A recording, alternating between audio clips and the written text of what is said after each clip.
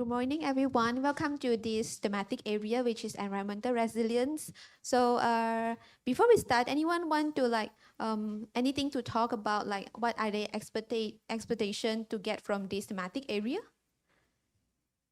Anyone? No. Okay.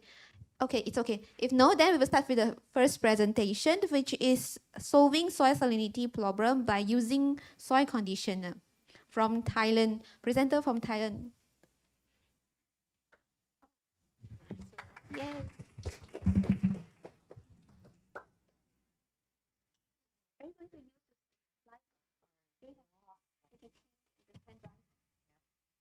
Wait for a minute. Yeah, we just wait for a minute. And here's a reminder here. On the table, we have the meta card for each colors. Like green, we have yellow color, blue color, green color, and red color. For each color, we have different content for it. Like red color, we have to write about the likes that you really like the most in the presentation. And for the green color will be the question and concern regarding the project or the event. And success factor will be blue color, which is you can write about anything that you want to suggest or that you think is a success factor for this program or project. Then last will be yellow color will be the way forward or suggestion that you can give to the project or presentation. And all these four content will be used as a conclude as a concrete recommendation.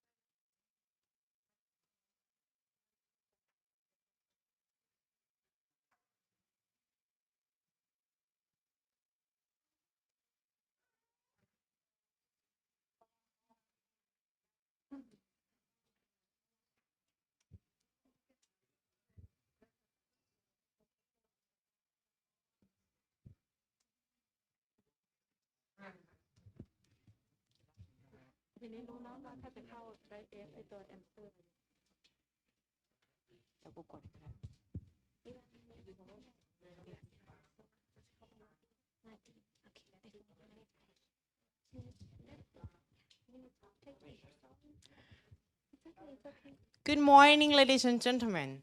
My name is Pongsakorn Sankam. And my name is Pongsapak Semlat. We are from Ratnaburi School, Thailand.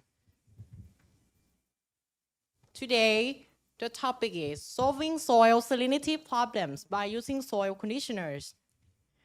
The context and problem state is that most of the people of Ratnaburi district are mainly engaged in agriculture, especially rice farming. But the years was not so good due to soil salinity, affecting agriculture productivity-related issues, resulting in lower income for farmers. Farmers therefore choose to solve the saline soil problems by using gypsum or chemical fertilizers to improve the soil. But gypsum is expensive. Using for solving will lead to long-term health problems. The research team therefore choose to make a salinity soil conditioner products from bio-extracted solution derived from local organic material fermentation.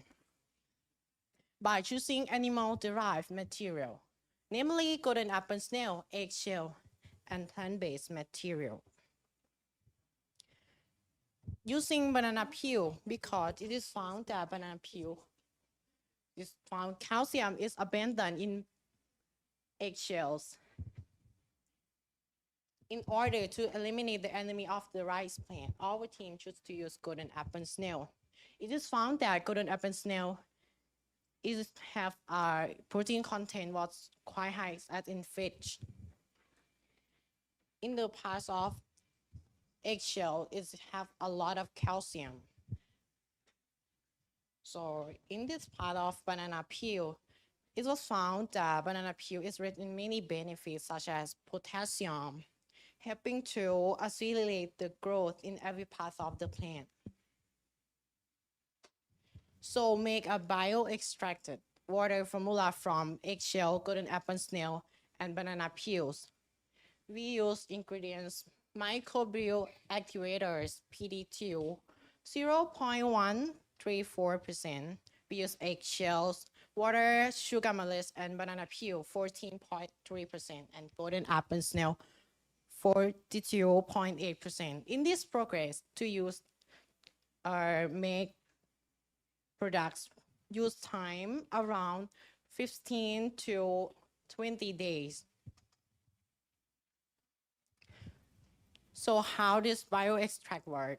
There are sodium ions in the soil that make a salinity soil. From this equation, we put S a soil. So we use calcium carbonate to bind sodium ions, reduce salinity of the soil. So we can solve this problem from this equation. Okay. The research team studied the design and construction of a soil conditioner sprayer using solar energy. The structure of the design machine consists of the main component.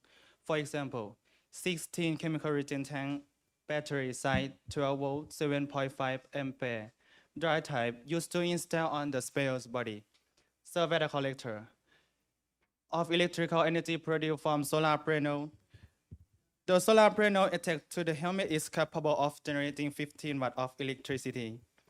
The charge controller is responsible for charging the electricity from solar panel into the battery and controlling the charging current to the appropriate amount for the battery. The motor helps to spray the 12-volt chemical solution, and the solar panel converts solar energy into DC power.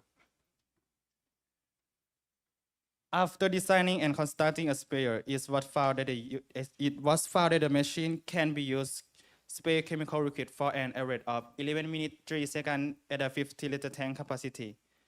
A chemical injection experiment was conducted to find the water distribution area at different heights, namely 0.6, 0.8, and 1 meter.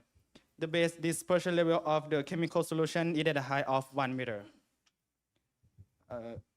The working parts, the area of the chemical solution is 1.502 square meter. The working parts of the spray using solar energy is designed to spray the chemical for 4.68 hours per day. And the design solar panel can fully charge the battery in about 1 day.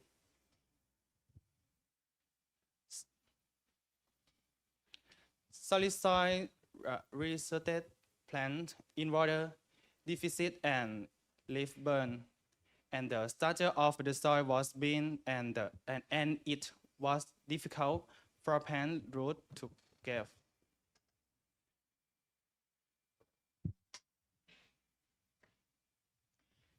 Lesson. This study in the research team found that STEM education play a huge role. We are used the integration of knowledge between 4 discrete lines, which are science, technology, engineering, and mathematics, with a focus on skill or practicality. Through the progress of scientific inquiry, which is hypothesis step-by-step research. The engineering subject focus on applying knowledge of science and mathematics developed to one solar power sprayer for facilitating and enhancing the inquiry of human life and the nature around us. From solving the solid soil problem by using the often soil conditioner product in conjunction with the biosphère is what furthered the use of the soil conditioner from the golden apple snail, meter, banana peel, and eggshell can reduce the salinity of the soil, and solar sprayer 2-in-1 can be used in our area. Reduces fatigue, no field clothes, and protect against visible UV ray while in us. Therefore, agriculture should turn to use biofermented solution in conjunction with the information spraying equipment because it also reduces environmental pollution problem by and reduce production costs as well.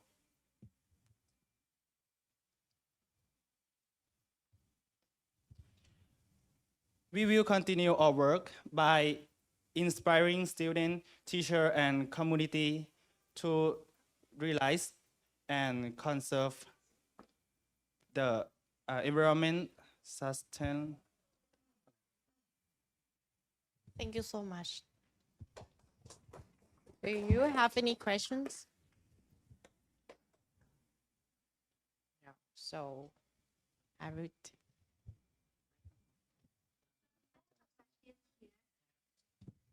Is this project only involve the student or the youth with background of scientific background? In this project, your the previous project, Yes. only for a scientific student with scientific background. Or how to say?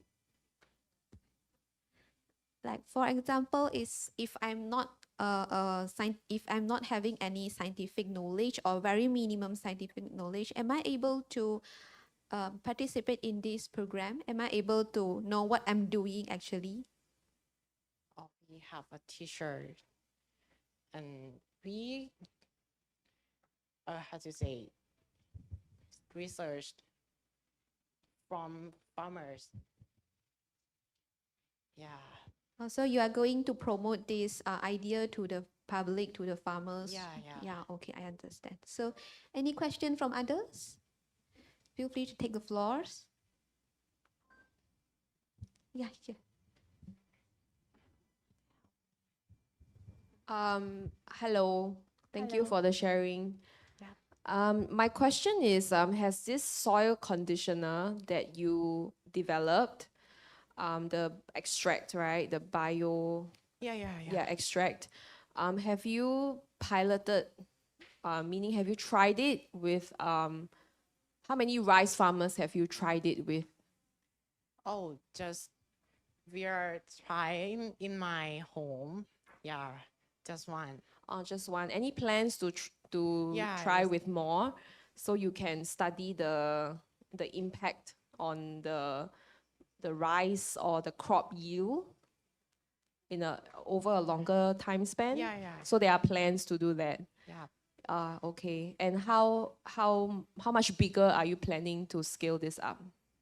Or To how many farmers you want maybe to? around Thailand, I think.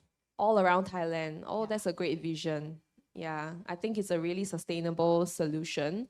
I think it helps that you are using, readily available materials that you can find, in day to day, like banana peel, eggs. These are very simple materials that farmers can gather, and they can actually implement it at the individual level. Yeah. So I was gonna ask another question, actually. Any plans to, eventually manufacture this at a commercial scale? Meaning you patent it, and then you get factories to produce it for you, and then you distribute it to farmers around Thailand, who are facing increasing salinity. Or I never try with other plants. I just rice, but I will try. Yeah. More. Okay, it's exciting. Yeah, I'm excited for you. Yeah, Yeah, thank you. Thank you. Thank you for the inspiration project and presentation. Do you have anyone have any questions? Yes, here. So good morning, everyone. Good morning. So my questions is, Is there any chance that other countries can adopt onto your project? Because here in the Philippines, we do really have a crisis for those some how do I call this? Some crops that would really dry out or could really be affected onto not properly condition their soil. So is there any chance that some other countries can really adapt on this project? Yeah, you can adopt on the materials. Yeah, you can use what you have in your country. Like in Thailand, it's a lot of banana. Yeah, we get banana peels and we got a golden apple snail. It is enemy of the rice, so we use it to make up products. Okay, thank you. That's all. Thank you for the question and answer. So if you have any question, feel free to write on the meta card, the colorful card there. So for sure, after all the presentation, we will go through to the card for likes, question, concern, section, success factor, and way forward to have a conclusion for it. Okay, so now let's thank you for the first presentation from Thailand, and we will now move forward to the second presentation.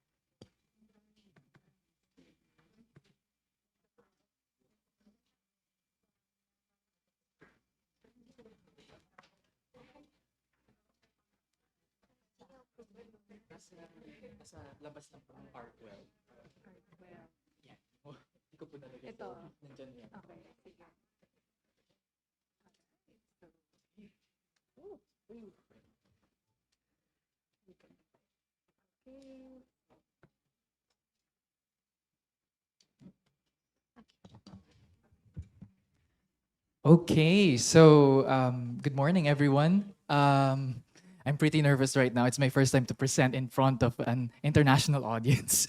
So, yeah, as we can see here, unprecedented use of fossil fuels, we have unmanaged solid wastes, and the unprecedented economic development. And these are our manifestations of an impending, or actually, we are experiencing right now, the environmental and climate crisis. And whose future is at stake here in this climate crisis we are experiencing? So it's, of course, the youth, especially the Filipino youth who are at the forefront of the climate crisis. We are the major stakeholders of the issues concerning our planet because it is us, not the older guys out there who will inherit this planet, no? And we cannot, no? We cannot inherit a destroyed planet. So We are the victims, but as the youth, we still have the power in our hands to lead the change that this world needs. So in the face of climate crisis, we need climate leaders, and those climate leaders must come from the youth. Good day, everyone. I am Jax Faliaria from Youth Strike for Climate Philippines, one of the national youth-led organizations for climate action in the country. And I present to you our training and development initiative for climate leadership, the Young Climate Leaders Program. So let's get started. Before we go on, no, let's go back to the core of this initiative. No, what role does a climate leader play in our society? Why are they important? So, and why is it important to hone them, to make more climate leaders? So, let me take our organization for example. We lead several activities, including climate strikes, which may take several forms. No, they can be done on the streets or even online. They can be as colorful as they can, just like the youth. No, strikes are important to show the value of collective efforts to call on the government to act against the climate crisis and to show solidarity as well to the people who are oppressed by the climate and environmental injustices. And this is one way we grow the climate movement in the Philippines. So another thing that climate leaders do is that they educate. Now, education is key, and this is the core of our advocacy and the Young Climate Leaders Program. So like strikes, no, it goes in many forms. No, may it be in the form of speaking engagements with the youth leaders, internship programs in schools, or even online infographics. So we also perform lobbying. We establish connections with the government. So climate leaders lobby for climate justice. Now we attend government-led consultation activities, may it be at the national level or even at the local level. So climate leaders coordinate with government officials in different ways to make climate action as a priority in the society. So we also have stories. Now, climate leaders tell their stories. And this may take in every different form, in the form of podcasts, Facebook posts, news articles, children's storybooks, and the likes. No, this is one way we bring climate change information to the public, which is crucial in making an informed society, especially now that we are facing an existential threat of the climate crisis. So, let me take you to this question again. No, what for you now is a climate leader? So I'd like you to go to this Mentimeter code here, and please capture this QR code in front of you and go to menti.com. You may go to menti.com and type in the code 84024326. Ayan. So let me go to menti.com.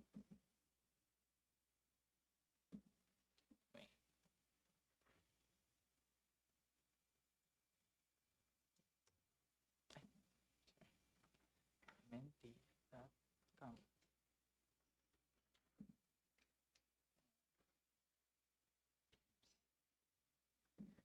So what's the code again?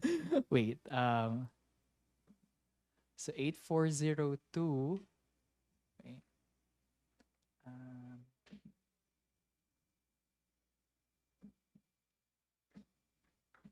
8402. 8402. Sorry. 4326.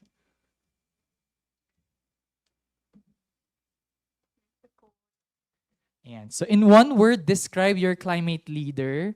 So let me say climate leaders should be effective. So let me see. Okay, hindi.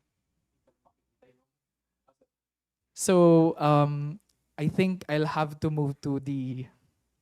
Let me check your answers. Just wait.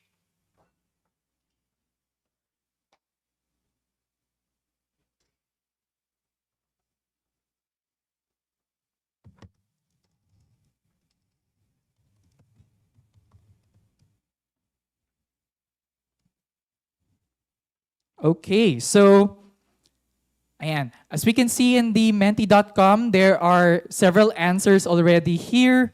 Um, okay, I don't know who is the one who answered Cortiope. But yeah, climate leaders should be inclusive, holistic, dedicated. Another term we see is change. There's also responsible, sustainable, active listener. That's right. Holistic, responsible, real action, and progressive. So thank you very much for answering our mentee mentee question prompt. So let me go back to my slide again. Okay. Yeah, it's there already. So yeah, thank you so much for answering. And let me get back to our presentation proper. So we have just got started. Let's talk about our program, the YCL program. So yeah. Okay, so here, no, there's a study by Punzalan in 2020 which stated that for youth ages 15 to 30 years old, there is actually lack of awareness on climate change and global warming. There's also a lack of youth involvement in disaster risk reduction and management and climate change adaptation. And at the same time, this comes with lack of awareness on the impending food crisis, particularly at the agricultural sector. No? But nowadays, no, in 2021, there is this Harvard study that tells us that there is an improvement already in the level of awareness among the Filipino youth, which is a good thing, but we have to keep on sustaining that level of awareness because that awareness should be translated into action. So from here, we offer our innovation. So the YCL program was offered and will be offered in two ways. First is in the form of internship program, and the second one is in the form of a fellowship program. So let's go first with the internship program. So the internships are offered directly to partner schools, no? So for senior high schools, particularly the grade 12 senior high school students who are required to take their work immersion classes. So these work immersion classes, no, they will be partner with the schools will be partnering with institutions like corporations, for example. This is where they will be performing their on-the-job training, for example. So in this case, the school is partnering with us at Youth Strike for Climate Philippines, where they will be honed to be trained as climate leaders. So from here, interns will undergo an 80-hour training and development program in an 8-week course. So that is around 10 hours per week. So, and after finishing that, so they must have already learned 8 climate modules, participated in discussions, and at the same time, lead their own culminating project. That will be their result or output for their work immersion program. So among the 8 modules are the following. So we have here the Climate 101, or the basics of climate change. Of course, they have to understand what climate change is before they enter the work on climate change, right? So the next is the Philippine Environment Situationer. So they have to know the state of the Philippine environment, the local and the national issues we are facing. And then the third is the indigenous peoples. We have a dedicated module for that.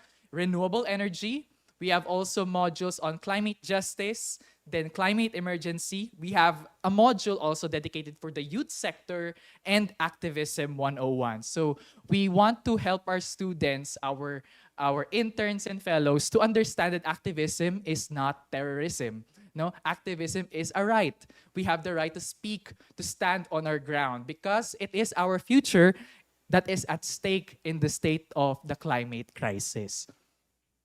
Okay, so the second form is the fellowship program. So instead of partnering directly with schools, we offer the program directly to the Filipino youth, regardless of their educational background or advocacy experience. So this means that this can be offered to those in college, to those who are yet to enter senior high school, or to those that are even out of school.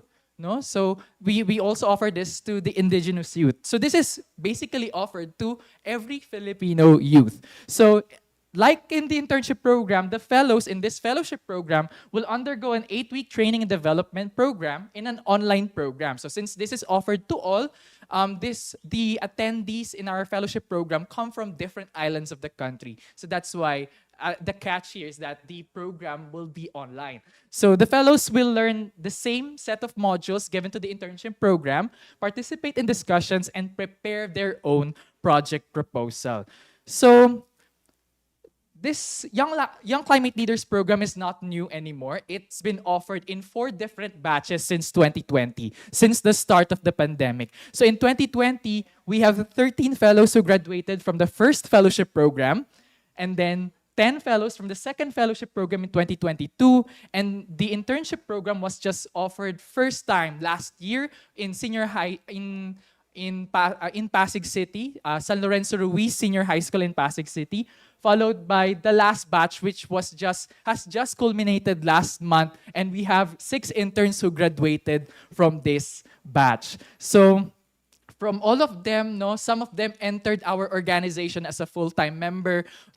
Some of them are actually taking directorial positions in our national organization already. Some of them are taking lead positions. Some of them are active in community engagement. Some of them are active already as student leaders in their own school. So these are the products of our Young Climate Leaders program. So let me take you to the overview of our batches. This is the first batch from Pasig City. So their major output is the Halalan para sa Kalikasan. This is our online platform to illustrate the stances of the candidates of last year's national and local elections. So we know for a fact that the elections last year was a very controversial one in the Philippines. So this is why we need to educate the youth and the Filipino public on the stances of different candidates who are running for very crucial positions. So this is their product. So these are our graduates in the first internship. So the second internship program was just culminated last month. So this was their culminating activity, which is the Clima Academico, or Climate in the Academe. So this is a seminar activity which they organized themselves. So this was conducted in their own school to give a background to their students on climate-oriented career pathways. So may you be in the STEM strand, or in the accountancy and business management side, or even in the humanities, all of them can be intersectional with climate. So you can have a climate-oriented career regardless of any field you are in, right? So here are our fellowship batches, batch 1 in 2020. So some of them are taking directorial positions already in our organization. And this is our second batch, which has just culminated also last year. So furthermore, on the impact side, so the YCL program promoted the knowledge and understanding of climate leadership. It specifically honed the leadership capabilities of our students, of our Filipino youth, no, particularly in the context of climate action. No, it has also tailored skills development. The acquired practical skills in this program, no, can be directly applied in their respective fields and in their career paths. No, should they not enter our organization, at least they are applying their climate skills in the fields they are in. And then it has also enhanced their communication and collaboration skills, which is vital for driving meaningful change. And at the same time, no, it offered mentoring and network opportunities, which served as a guidance to navigate their climate leadership pathways.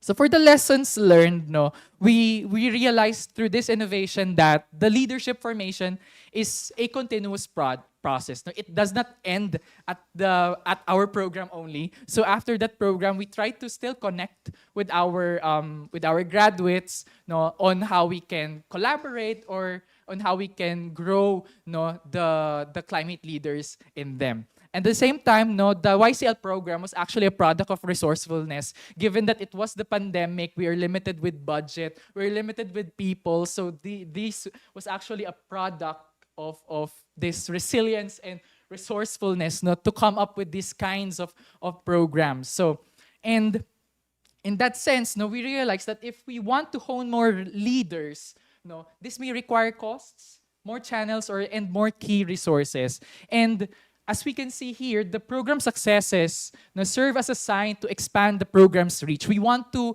reach out to more schools. We want to reach out to more Filipino youth. And this expansion aims to amplify the program's impact on a larger scale. And with that, now for our ways forward, our plan to scale up will involve securing funding and building strategic partnerships with like-minded organizations. That may be you here in front of me. And This will allow us to make a significant contribution to addressing climate challenges through youth empowerment and leadership. No? And hopefully, these climate leaders will be the next change makers to redirect the course of action for our planet, no, towards a more sustainable and a greener future. And with that, I would like to end my presentation with this video presentation of our last internship program. So this was made also possible with partnerships with different institutions like the school itself, San Lorenzo Ruiz Senior High School, and their different organizations inside the school, along with other organizations like Ilog Pasiglahin, Intramuros Administration, Worldwide Climate Teach in Philippines, and Renacimiento Manila.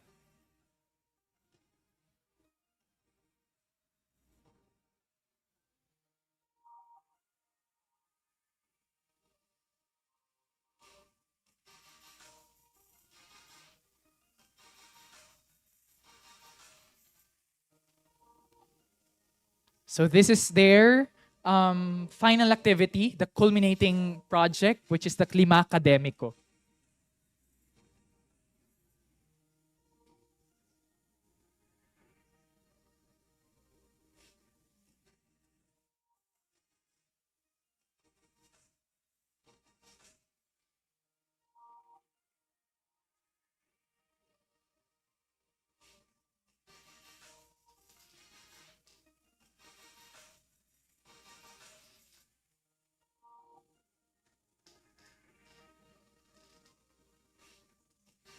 This is how we ended our activity with a tour at Ilog Pasig or Pasig River.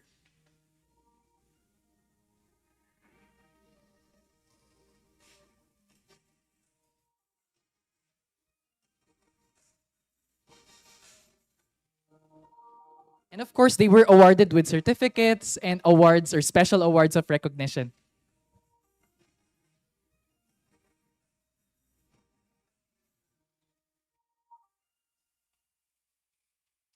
And that's it for my presentation. If you'd like to connect it with us, this is our Facebook, Instagram, Twitter details, and email details. So you'd strike for Climate Philippines. So you'd strike for climateph@gmail.com. That's it. I'm Jax, and thank you so much for listening.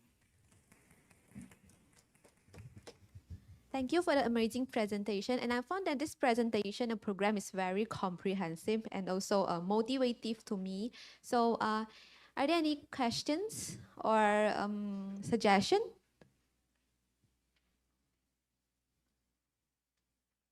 Anything? Yes, here.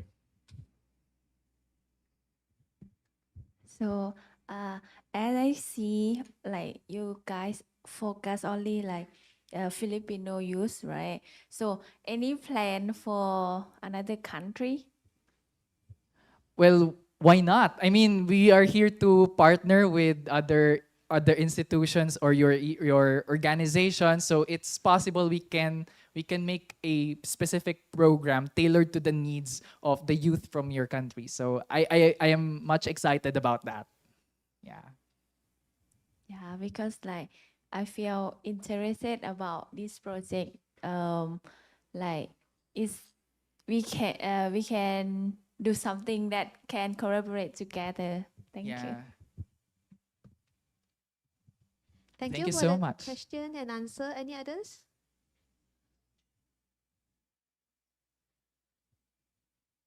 By the way, what is the like a measurement for successful for this project? After the student participate in this project, how do you measure that they already have the ability or mindset of environment climate change?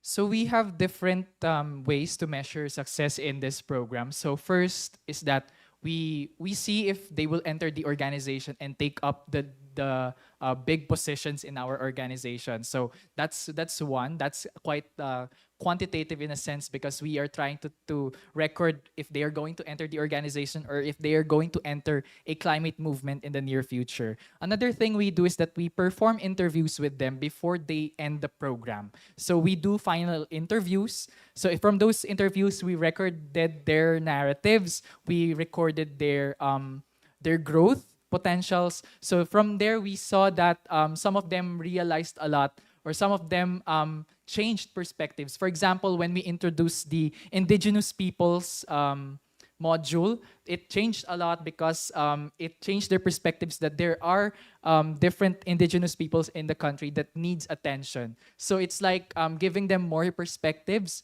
So from there, we can see in the narratives that there is growth, and eventually, hopefully, they will be using it in their future career pathways. Thank you. So it's kind of like a pre and post test for the participant, right? Yeah, so we tried to compare, like I'm always asking in our interview, please compare yourself to the point you were before you entered the program and the point you are right now. So it's like that. No, we try to have them perform a self-assessment in front of us. So and then from there we see that there is growth for the students or the Filipino youth who participated in our program. Okay, thank you for the answer. And since we only have 5 minutes for Q&A, so if you have any other question, you can just feel free to join us on the meta cards. So let's move on to the third presentation. And again, thank you for the presentation.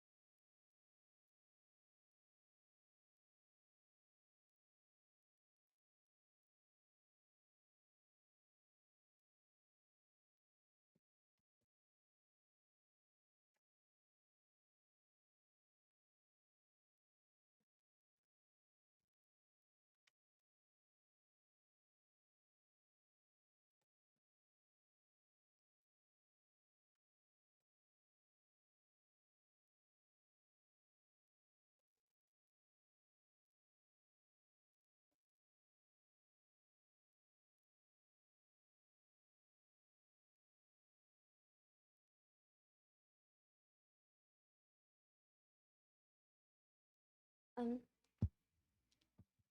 First of all, I would like to pay my highest respect to everyone who appeared here. And ladies and gentlemen, good morning.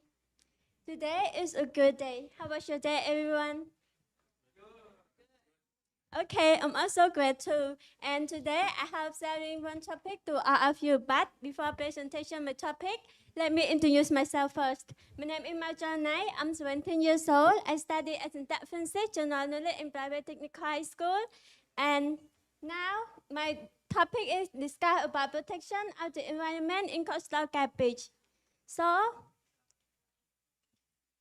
And I have 5 purposes to show of you. First, I would like to show about definition of environment. Second, general aspect of scarcity. Third, the environment in coastal cabbage. And 4, benefits of good environment in coastal cabbage. And the last one, the way to protect environment. So now let's start. Definition of environment. Environment means everything around us, including living and non-living things. Things such as soil, water, plants which adapt themselves to their surrounding and led into the general aspect of capacity. For general aspect of capacity, I have 4 points. And first, infrastructure. And infrastructure, I have 4 main points to show of you. Road. Ladies and gentlemen, you know nowadays the governor of capacity try to build new road system that they put enough side, and the roads are wide and along with tree. Yes, and so it can reduce the traffic jam and traffic accident. And can school. There are many schools in capacity. And so people who live in there can study, can get education, and find their skill that they want to be in the future. And third, market. There is a great market is next to the beach. There is a great market is next to the beach that the visitor or everyone can buy anything in there, especially fresh seafood that the fishermen sell in their morning till evening. And the last one, our infrastructure that I would like to show you is hospital. For the hospital in there, they have enough equipment and the nurse service is standard. And so the price is suitable. If everyone has sickness or need, they can check their health in the hospital. And the two of general aspect of capacity is local food. In capacity, is how a sea. So local food is the seafood. Yes, but more popular in capacity that everyone want to try is the crab.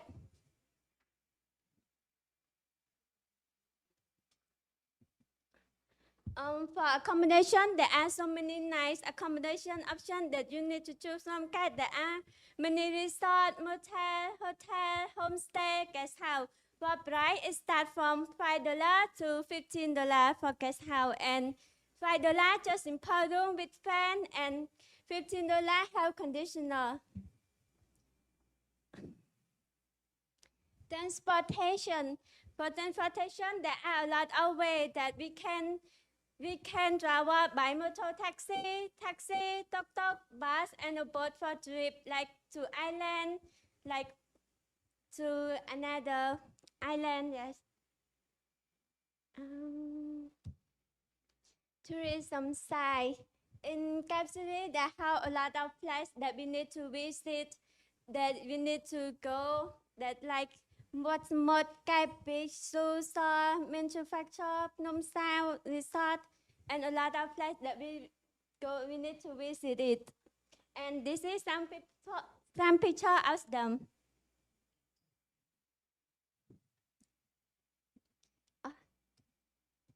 And now I would like to share you about the environment in coastal cabbage. In Cambodia, there are many places that we should to visit, like Cabbage is one of them. Cap is a coastal province in southern Cambodia. Cap City has a wide road with trees, and some parts of them are covered with small hills around that place, make it beautiful and good gallery. And yes, and they have many transportation, accommodation that can attract more tourists to visit there.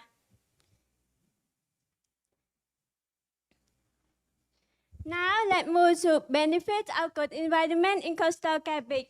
First, increase the health. There are a lot of benefits of good environment, and yeah, I choose only one benefit. Yes, first increase investment in equipment. When that place, the tourism industry have a good environment, it will the helmet there are a lot of companies to invest on it, like build new hotel, motel, or resort, yes, and increase more tourists. Good environment can attract more tourists to visit there, like to visit that place, and when increase the environment, it will increase income people who live in there for like their job, sell food, or for transportation. Okay, like and besides in infrastructure like school, road, and hospital, market. Good environment make people healthy. People who live with good environment will bring people to healthy because it's not pollution your health, yes, and improve air quality, improve water quality, and the last is stay away from infection that are spread by a pollution atmosphere. Everyone know about the ways benefit of good environment. Now I would like to show you about the way to get good environment or the way to protect environment. For protect our environment should join by us. Not just one people is enough, but everyone. And yes, the way to protect environment is reduce, use, and recycle. Cut down what you throw away. Follow the reduce, use, and recycle to conserve the landfill space, and yes, and volunteer to clean up the community. We should volunteer to clean up our community to involve the watershed too. Indicate is really important for protect our environment. We can get indicate from yourself, like research, or from school, from your teacher, and also from me. I already researched about environment, so you should, if you have any question, you can ask me about that. And conserve the water, use the less water and save water. Yes, it can help our environment too. And shop wisely, buy less plastic and bring the reusable shopping bag. Like we use shopping bag to reduce plastic. And don't send chemical into our waterway. Choose nanotech in your home, or office. Buy more and dry less. It can help the atmosphere.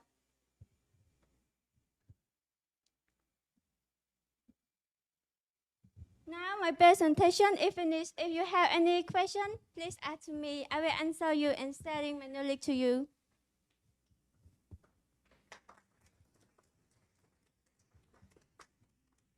Have any question? Do you have any question, guys?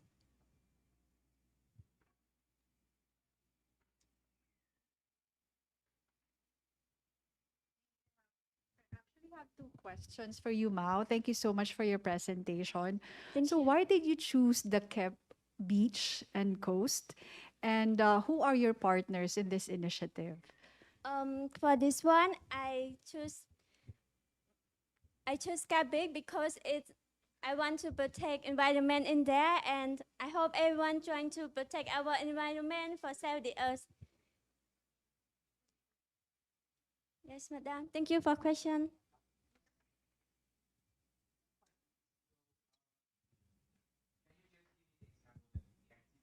You implement in the project.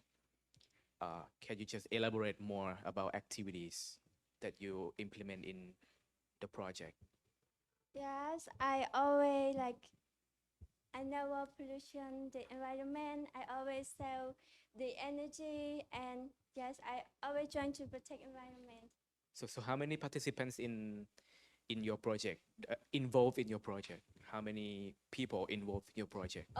Just me and my teacher. Your teacher. Yes, So do you have any plan to expand your initiative to the community or your friends in school? yes, I have. Okay. Thank you for question, sir. And any yeah.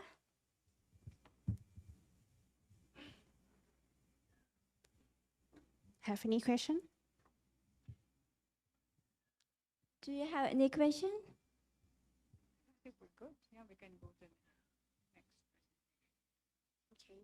If there are no more questions, maybe we can go to the next. Okay. No more question. Let's finish the presentation. Thank you. Thank you everyone for spending time to listen my presentation today. And at the last, I hope everyone trying to protect our environment for save the earth. Thank you.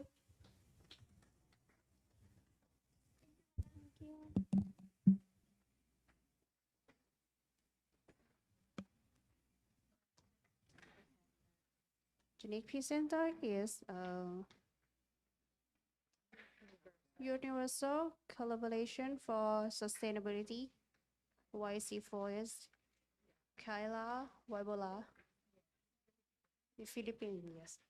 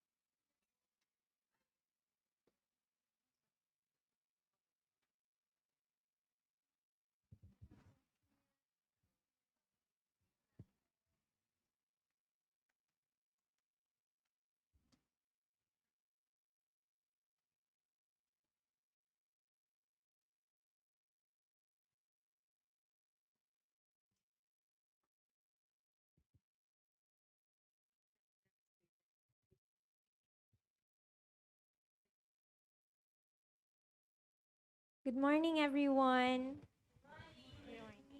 I am Kyla Banaag. I'm Wilson Amante.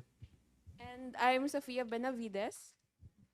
And we are from the Youth Universal Collaboration for Sustainability, or YC4S, from the Philippines.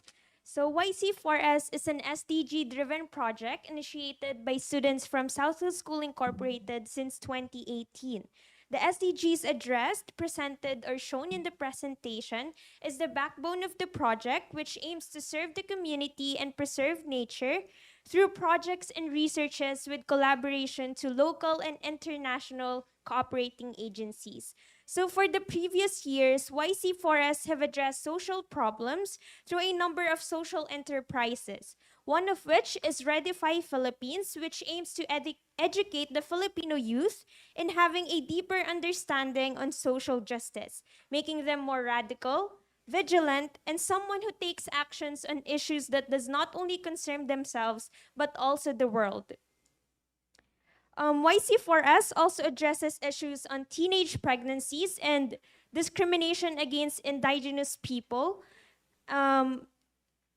This happens through the promotion of our advocacies and gaining distinctions in conferences such as the Yale Model United Nations and Harvard Model United Nations. We have also done an activity with the Social Excellence Forum, an Israel-based NGO, during the Holocaust Remembrance 2023 at the United Nations headquarters, fighting against discrimination and anti-Semitism. So YC4S have forged a number of partnerships through international student exchange programs, such as in Korea, in Singapore, and in the United States. And we have also joined conferences tackling relevant issues in SDGs. So this year, we are focusing on environmental sustainability, addressing three core issues. First is solid waste management, second is plastic pollution, and third is air pollution. So here are the summaries of the challenges addressed by our environment issues that we will be addressing. So for our first innovation, the demand for single-use plastics in various sectors such as food packaging, healthcare supplies, and retail continuously increased due to their affordability and convenience. However, this brought about major environmental concerns. The Philippines generates 2.7 million tons of plastics waste annually, and 20% of which ends up in the ocean, leaving the country as the third largest plastic waste generator. So if this accumulated plastic waste remains mismanaged, it will release toxic gases such as methane and ethylene as they degrade in landfills. So furthermore, the challenges associated with plastics extend to the economy, the cost of repairing landfills, and repairing the long-term damage of these unmanaged plastic waste heavily relies on the country's public resources. Thus, this stifles economic growth and sustainability. So on the other hand, another pressing concern is the performance of Filipino students in mathematics. The trends in math and science 2019 results showed that the Philippines ranked lowest among 58 countries in mathematics.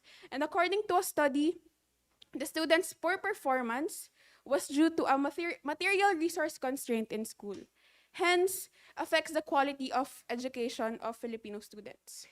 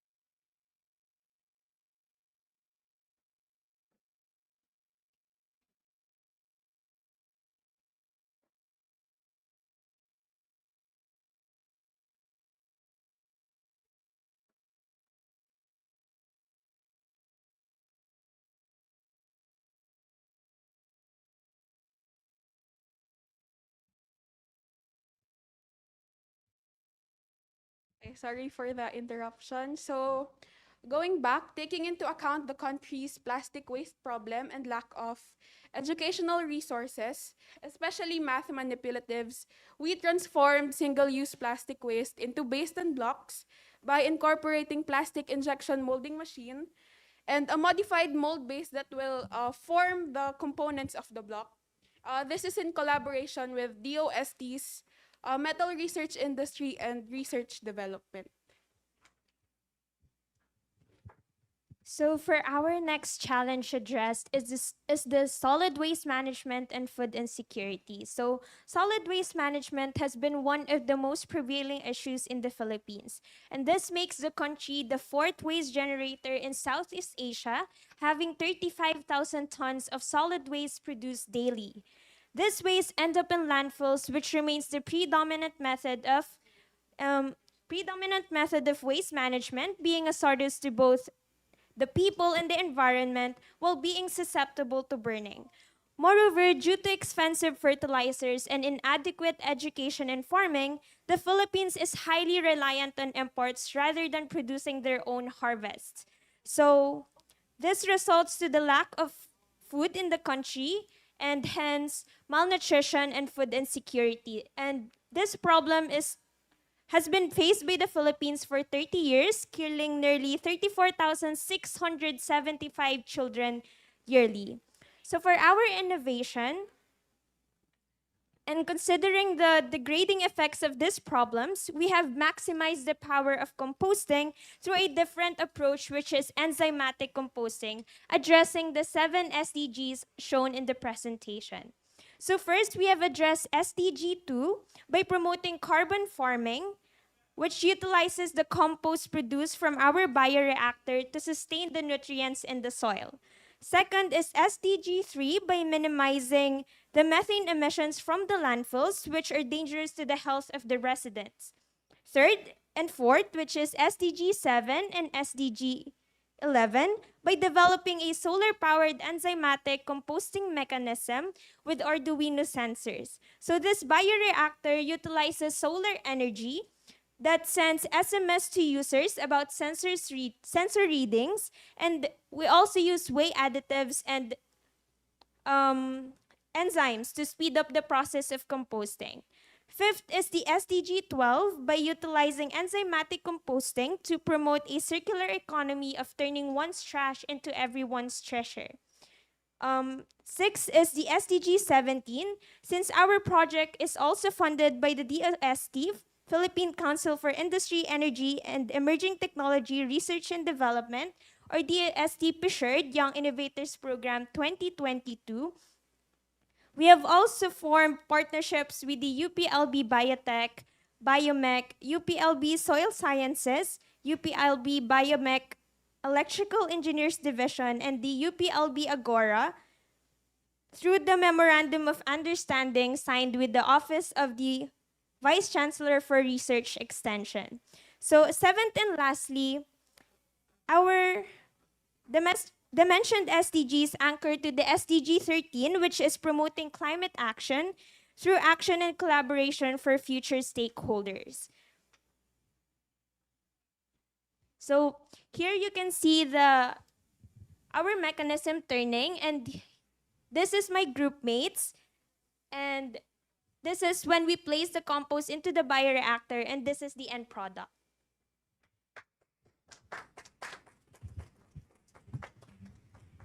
Thank you for presentation. Have any question? Okay. Sorry. That's fair. For our third innovation, there are currently around 180,000 jeepneys to 270,000 jeepneys within the Philippines, and 75,000 are currently located in Metro Manila. And all vehicle movements, 40% come from jeepneys, which means 40 million Filipinos use jeepneys as a mode of public transportation in the Philippines. The problem arises through the harmful particles emitted by this jeepney, such as particulate matter 2.5, particulate matter 10, benzene, formaldehyde, and arsenic. Furthermore, this leads to an increase in respiratory illnesses, where it causes cell mutations leading to cancer. Moreover, there is also an increase in greenhouse gases, where around 40 kilograms of carbon dioxide are emitted each day by one jeepney. This will lead to global warming and increasing climate change. Now, these are the reasons why jeepneys are about to be phased out and about to be modernized.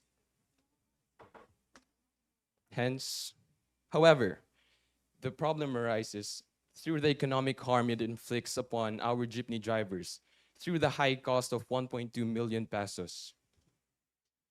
And now that we are stuck in this binding situation, we have thought of producing the triboelectric exhaust filter for Philippine jeepneys.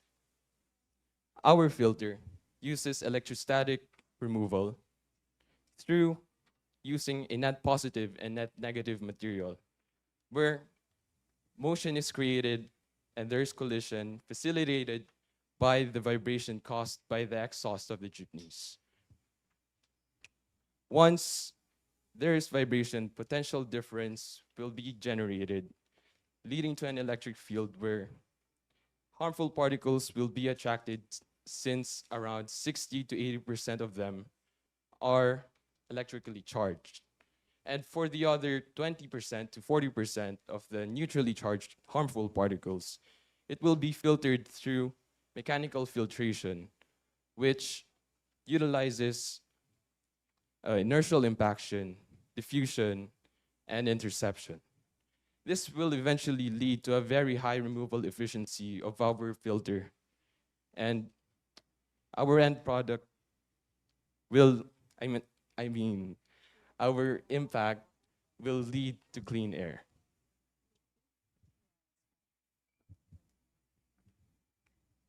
So what have we learned? Working on this environmental project for almost a year now, we as a youth have recognized our importance as agents of change and taking initiatives towards our environment. These initiatives do not have to be big or small, because what is important is that we have done something. Our involvement paves the way to new ideas, new innovation, and new perspective. Joining youth summits like this pave way for collaborations with one agenda of investing in a sustainable future through us, the youth. So through the Youth Declaration 4.7, we as YC4S Youth Initiatives utilizes education to build and transfer knowledge to our fellow youth in order for them to again become more vigilant, become more radical, environmentally aware, and someone who takes action. YC4S project served and will continue to serve as foundation to create resilient youth while mitigating the effects of climate change through green and technical skills improved through education and research.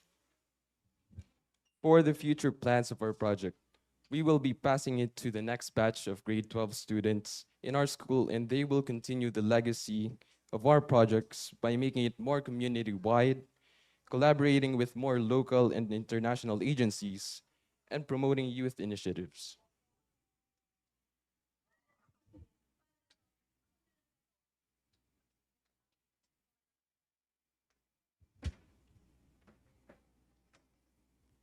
So this is our video summarizing all of the important details that we mentioned here.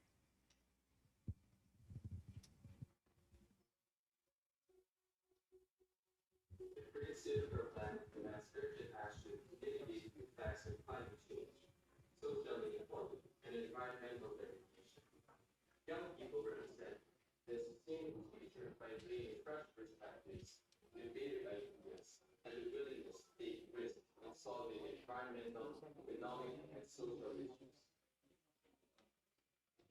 The Universal Collaboration for Sustainability is an SDG-driven project initiated by students from Southwood School Incorporated since 2018.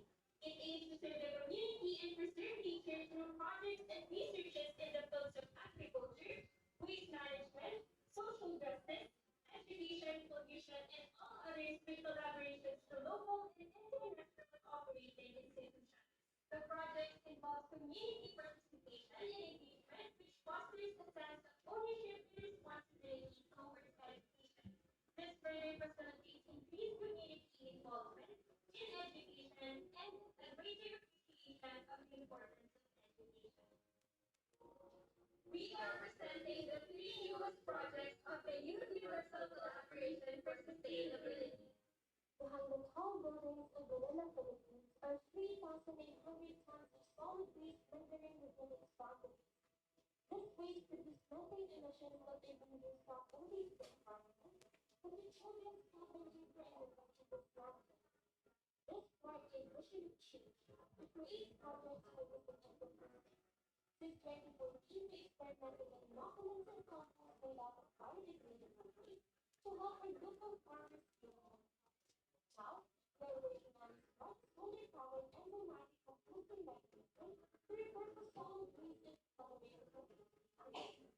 Through composting, the envision will reduce waste and strengthen its sustainability, reducing disparity and social problems. Everyone can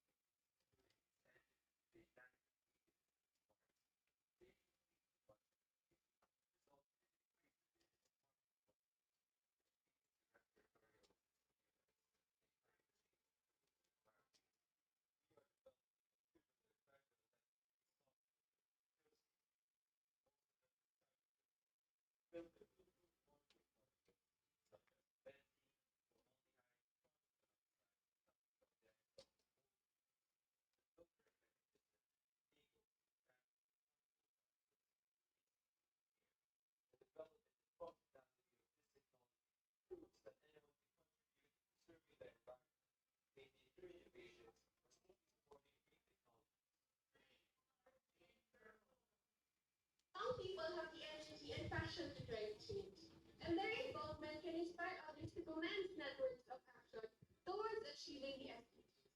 Through empowerment and support served by the Youth Universal Collaboration for Sustainability, young people lead initiatives related to the SDGs and unite to create a better world for all.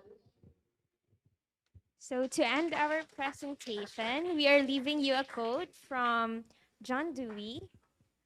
Education is a social process. Education is growth. Education is not a preparation for life, but education is life itself. So thank you so much for listening.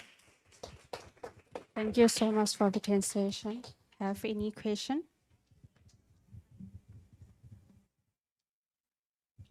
Hello, it's a good presentation. I admire the innovations you have produced. My question is about the passing on of the innovation. So you've mentioned that the innovation is going to be passed on to the next batch.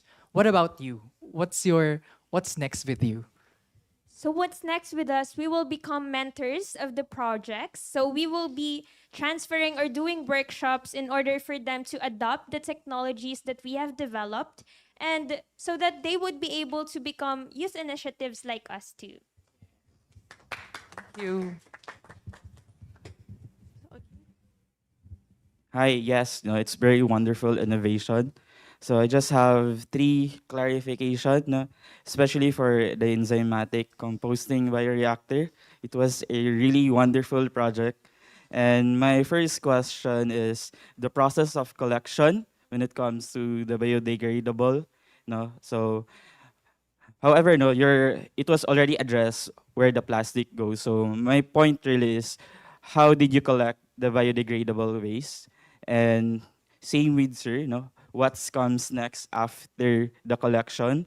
Where does the end product of the bioreactor goes? And lastly, for the air filter, um, did you measure the percentage of the air filtered from the equipment? So that's it. So to answer the first question, we are collecting the waste from our local communities, such as the paper. As we all know, students use a lot of papers. So we collect all of those papers, shred them, so we could use it to composting. We also use leaves and food waste from our school canteen and the leaves from within the school premises. And all of this are inserted in the bioreactor. It composts, turns for about 15 to 30 days.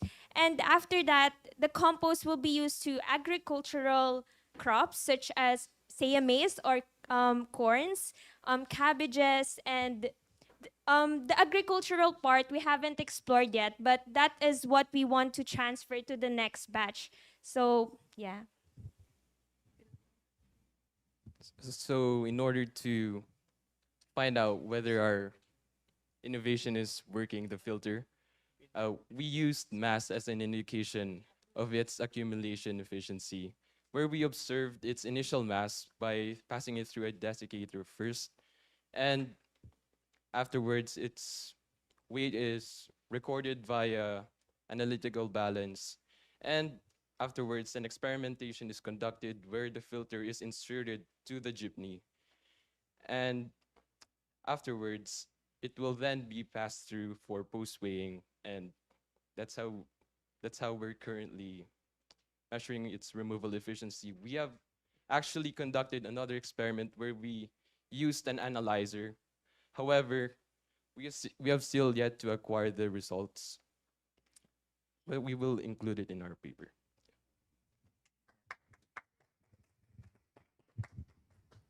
Thank you. A point of reflection, maybe, and maybe a suggestion too. First is what is the economy, the costing or possible investment for this type of project? Asking that because we need to at least monitor our expenses and have a financial model whenever we test our theory and put it into a product testing. We need to monitor the cost so that whenever a potential investor or maybe someone from the government who may want to adopt your project as to scale this up in a barangay, in a city, like the city environment and natural resources, for example, or maybe the city planning would like to adopt your project, they would ask, how much is this? So just a suggestion that maybe you may consider having someone who can really record all your finances and whenever you do this. So yun. And pangalawa is of course in terms of business continuity, whoever will be at the helm of continuing this, they have to have the knowledge not just about the product but also potential markets for this. This is a very good project, but there can be enormous opportunity, not just maybe not just first in your locality, in your immediate city or your province. Maybe the governor or someone from the government would be very interested to work with you. So yun yung dalawa. Work on your financial model, and pangalawa, think of continuity and scale. Even if this is just product testing, but dream na kailangan ma-put into economies of scale ito.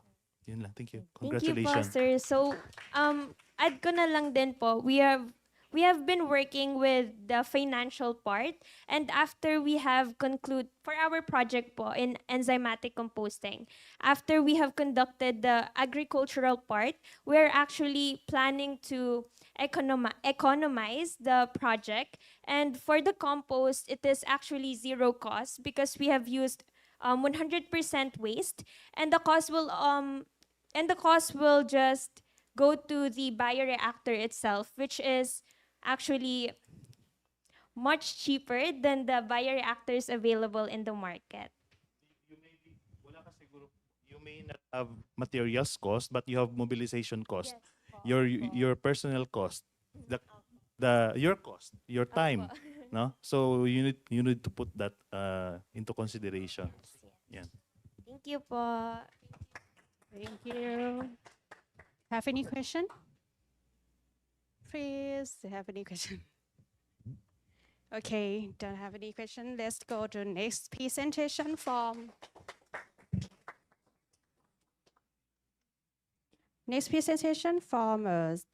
Simeo SAFE. Topic is SAFE Regional Youth Camp. Mr. Thanapol Kantavishai.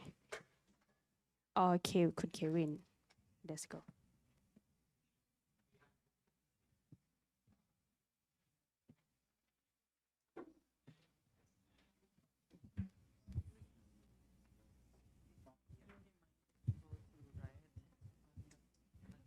Don't forget, write any comment or the question placed under this wall. Yes. All right. Good morning, everyone. Magandang umaga. Sawadee krap. First, I'd like to introduce myself. My name is Thanapon Kantawichai. You can call me Kevin in short. So I'm from the Simeo SEPS. The full name of our center is the Southeast Asian Ministry of Education Organization, Regional Center for Sufficiency Economy Philosophy for Sustainability, or Simeo SEPS. Have anyone heard about sufficiency economy philosophy before? No? Yeah, you might practice some way or the action, but it might be realized as the SEPs in our country. Okay. So by the way, I'm the curriculum development officer. So before we go through the content, I would like to introduce a little bit about our background of the center. Simeo SEPS is one of the youngest center in the Simeo family, which is first setting up by the National Cabinet of Thailand, endorsed the proposal of setting up our Simeo SEPS Center in Bangkok, Thailand. And in 2019, Simeo Council endorsed the setup of the center in Bangkok. And yes, the first meeting of our governing board in Bangkok in September 2019. Regarding our 5-year plan, we have 4 strategic pillars, comprises of building awareness, sharing experiences, capacity building, and research enhancement, and also strengthening the collaboration. So next, I would like to explain a little bit about the sufficiency economy philosophy. When you guys see this word, this SEP, so what do you think about this? Which vocabulary, which word that pop up in your mind right now when we talk about sufficiency? Can anyone just respond? Yeah? Responsible consumption and production. Responsible consumption and production. That's one of the concept. So SEP actually first introduced in 1997 during the Asian financial crisis by our King Bhumibol, the King Rama IX of Thailand. The composition of SEP comprises of 3 main pillars, which is first, moderation. The moderation is the idea of people living happiness in their life. Like they should do the thing not too much or too little. Just stay in the middle pathway. The second would be the reasonableness. This. That would be the ability and mindfulness to recognize all things by the causal factors. And yeah, people will be like understand more and realize the cause and the effect. And next would be the resiliency. This can be include the self-immunity and the prudence, also the risk management as well. So aside from the 3 conditions, 3 main pillars, we have 2 conditions that support, that makes the philosophy works effectively. We have knowledge and skills, and also together with ethics and attributes. In our center, since SEP is a part of our name of the center, SEP itself actually has no S, but our center Simeo SEPs had S because they stand for Sufficiency Economy Philosophy for Sustainability. Okay, so in terms of SEP, Thailand, we attain the Sustainable Development Goals by using sufficiency economy philosophy to realize how we can live happily with the social conditions, with the global disruption, and also those impact will brought about many challenges that you have to live under this condition, like social complexities, economies, and also like the diversity of the culture as well. So this philosophy can bring about the can link to the sustainable development goals. We believe that, we consider that. And also connect with the Education Sustainable Development Goal, which is actually ESD is the vision of the education which gives student or learners the knowledge and skill or the attitude and the values to become a socially global citizenships. And then we link with the global citizenship for education development, which is defined as a person.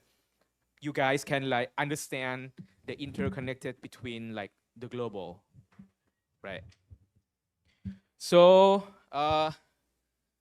before we started our initiative in the Simeo SEPS Regional Youth Camp, I would like to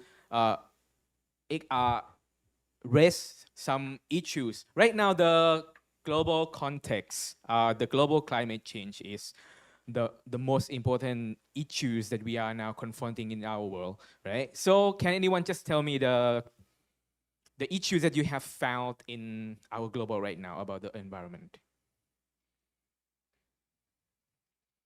Anyone?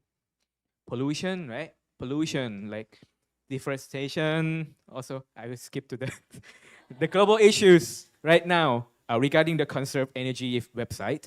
The key issues right now we have confronting our world is the pollution, global warming, overpopulation as well, and waste disposal, ocean acidification, loss of diversity, loss of biodiversity, deforestation, and also layer depletion, and also public health issues, COVID-19, right?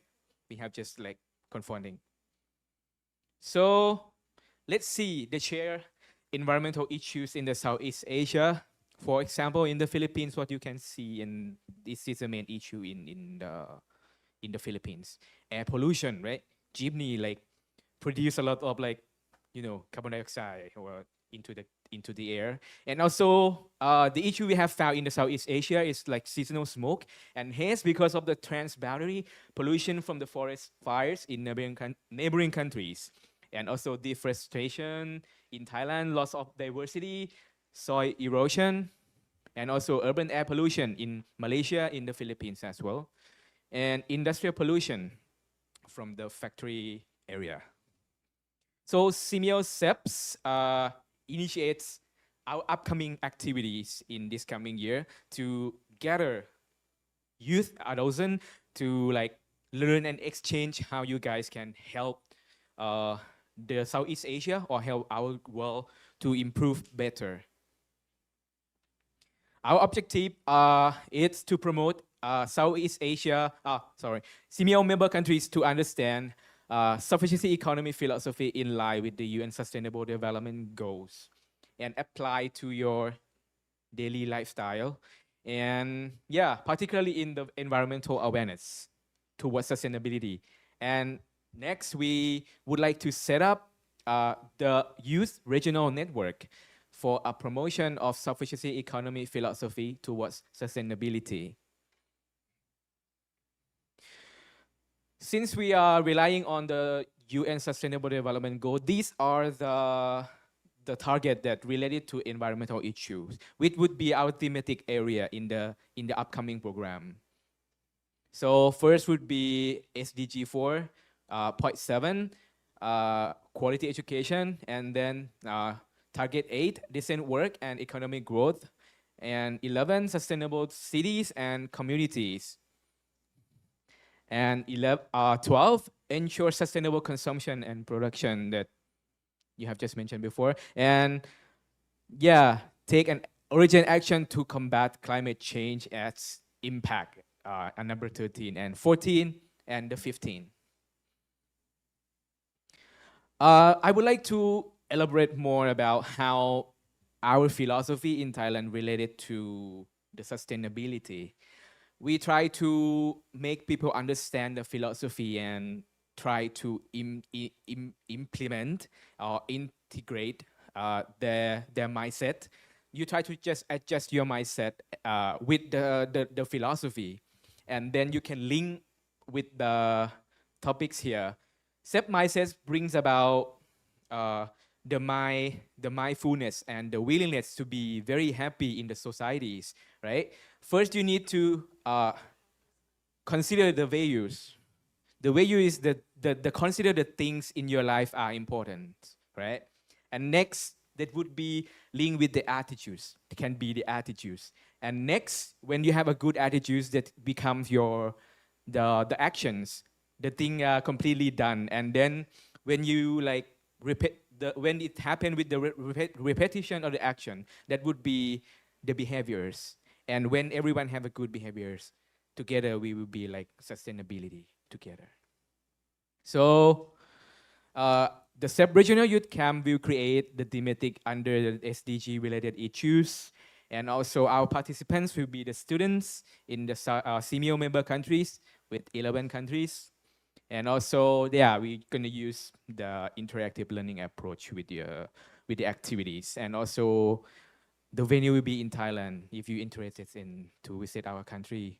Next, this coming year, we are going to have an on-site. Previously, we used to have the activity for youth before, but since the COVID-19, so this year would be the first year for us to have the on-site activity. So you can learn a lot of the environment, how you can preserve environment, how you can study, learn, and share together with your friends in Southeast Asia. And also, we expect that the participant be able to understand the concept and the foundation of the sufficiency economy philosophy for sustainability. Since I have mentioned before that SEP has some element that link with the SDGs goal, like towards the sustainabilities. And also participant will be able to apply a conceptual framework in your life, because we have a different context in our country, right? So we just would like to introduce the sufficiency economy philosophy to make you more understand and like can apply in your lifestyle. And last one will be we hope that you guys can be like setting up the regional network among youth, adolescent, to promote and share and exchange in the supporting activities related to the sufficiency economy philosophy for sustainability. Aside from the activities, the things we have done in supporting environmental issue in the Southeast Asia is like lately we have a webinar on World Environment Day, which is we have our partnership with the Indorama Venture and also UNUS Thailand. This open for all the participants. It's not only for teachers, but also there were many students attending this event as well.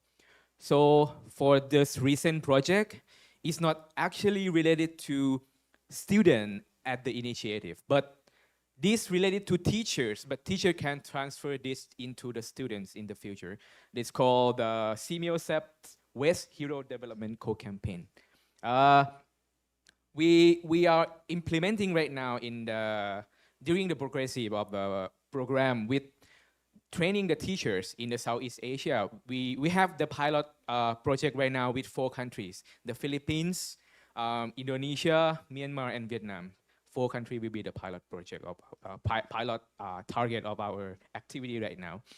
So I would like to explain more about the project. The teachers will be like trained by our core trainers in Thailand, and then they're gonna like transfer their knowledge, the thing they have learned, to the students, which we are providing the resources in our website. I will share you later if you want to get more about the resources or the material that we have used in this project. This is the free educational resources that guiding you to know and learn how to manage the West in your way, in the particular way. And also this resources is available for the students from kindergarten into the from kindergarten to the university level. Yeah. So as you guys are the, like our future, so CMEOSEP are here to empower youth for the sustainable futures. That's all from my presentation. So you can just visit our website or social medias here. CMEOSEP, we have Facebook, CMEOSEP, Instagram, and YouTube. In YouTube, we also have the resources free for you to learn more about how SEPs would be like. Okay, so that's all from my presentation. Do you have any question or suggestion or reflection on my presentation? Or you would like to get my contact for the future collaboration? I it would be pleased.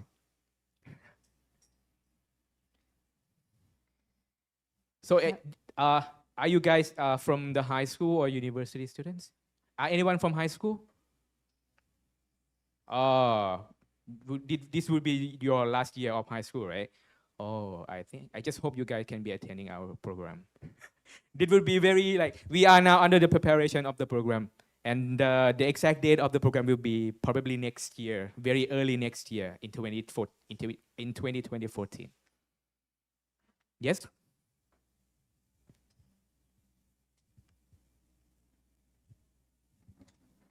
อรุณสวัสดิ์สวัสดีครั สวัส บ ดีครับ Yeah, Erwin from the Philippines.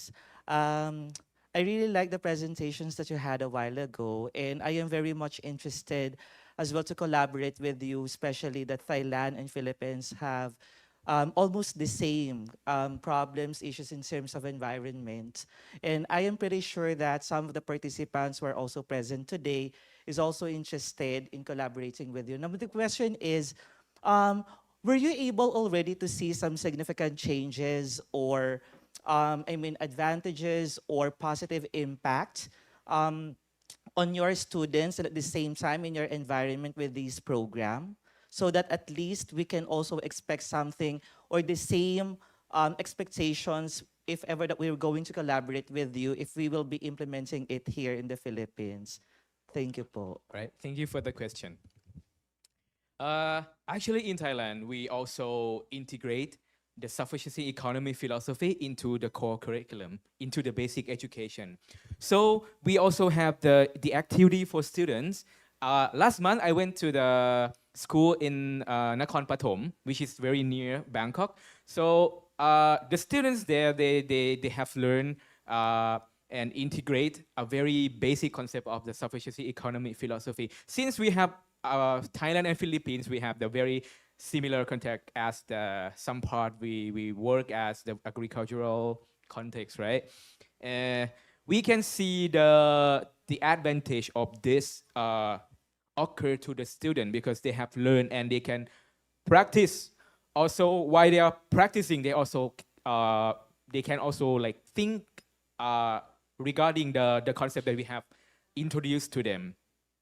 It's quite in Thailand. It's not only the imaginative activities, but we can see through the learning and teaching activity that the student act in that way. So, but I believe that in term of the collaboration or in term of the future implementation in other countries, we also have the activity or the school in some countries that they integrated the sufficiency economy philosophy. Also in the Philippines, I'm not sure which province, and also in Timor-Leste and also in Laos as well.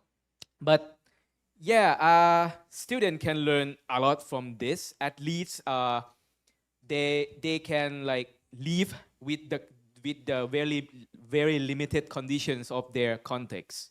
So it's very adjustable to student to live happily with their context as well. Have any question or comment? So you can comment on what you're thinking about the philosophy, or you can see more about the role stand here. And we also have brochure for the SEP Regional Youth Camp, so you can just take it. Okay, don't have any comment, right? Let's next. Yeah, sure. Yes, this is not very much related to like the education efforts, but really more on the philosophy. And I would just like to ask if it's also like adopted by the business sector in Thailand, because the business sector will always have the problem about the sufficiency economy, because they always want to expand their business, to consume more, to have more profit. That is, of course, we know will most likely have also more damage to the environment. So may I just ask if that's also being adopted by the business sector in Thailand? Yes. Uh, actually, regarding the philosophy, I will show you back. Let's get back here. Uh, some people might think that the philosophy can be applied in terms of just only the agriculture, right? But in terms of the business sector, we can also apply in terms of the financial management in the business. Also apply with all those three pillars. When you're thinking to have the financial problem, so you need to apply with those three conditions of this. It also helps you to have more like consideration in terms of the risk management. I have seen so many company in Thailand also apply the sufficiency economy philosophy to manage with their financial management, financial problems. So for example, like CP or a very big company like PTT also, they also have the policy related to the sufficiency economy philosophy to manage their financial, most probably in the financial problems.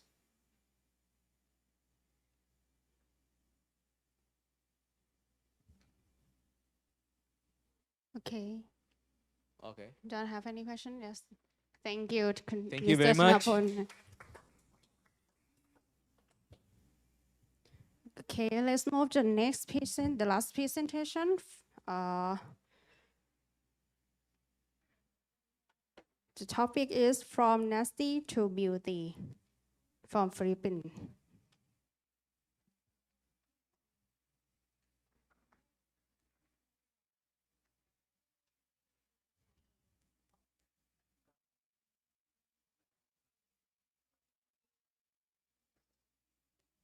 Don't forget write the all comment or the question.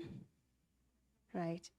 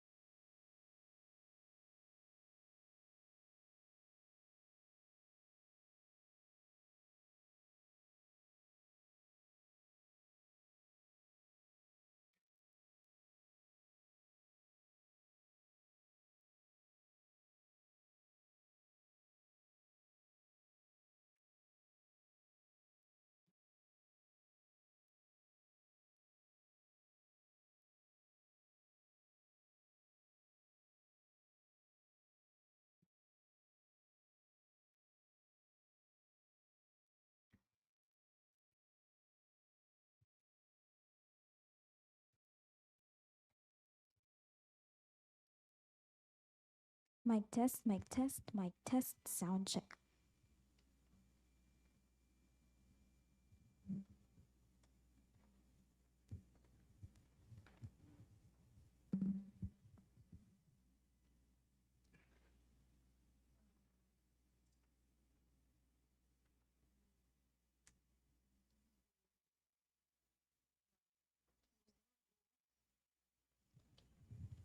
So I'm so sorry for the delay.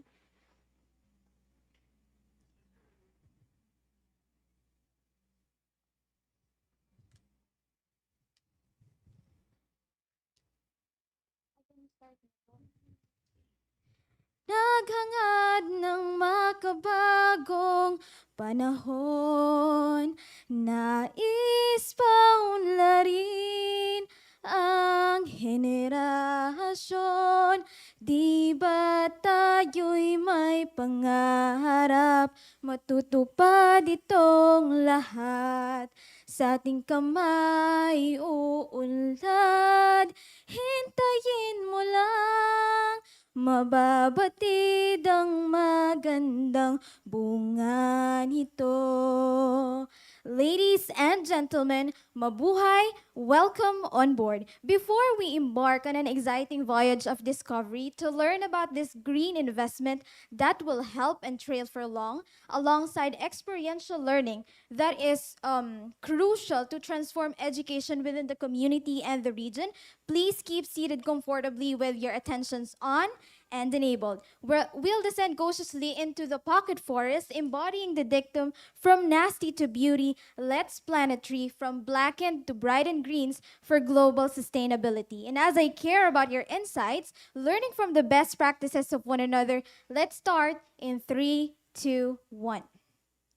From the heart of Asia, from the center of marine shorefish biodiversity, one of the most beautiful bays in the world and is a biosphere reserve recognized by UNESCO. Pia Kaaldao, I am John Leonel Magbuo Xavier, 21 from Puerto Galera, Oriental Mindoro, Philippines. I am a Chief Girl Scout medalist and an advocate of environmental awareness and education, now climate action, global sustainability, and just transition. I'm also a writer, a researcher, and a performer into one individual, encouraging everyone that pro-environmental behavior and attitude is crucial for us people, our home, the environment, and the world community. So before I proceed, let us first watch this video.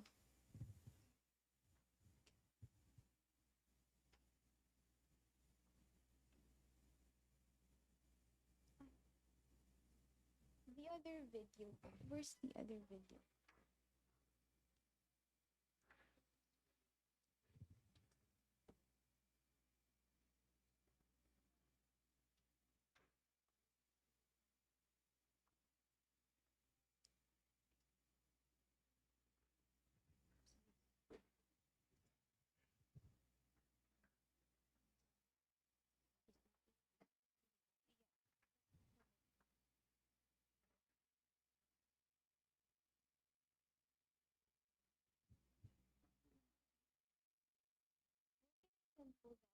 Link po kayo.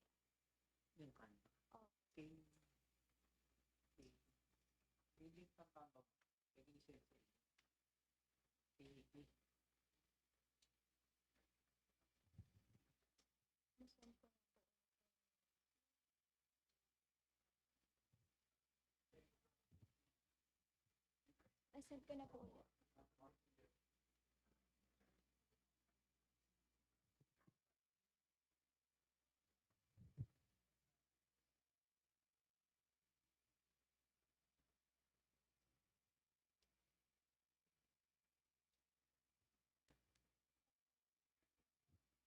Okay.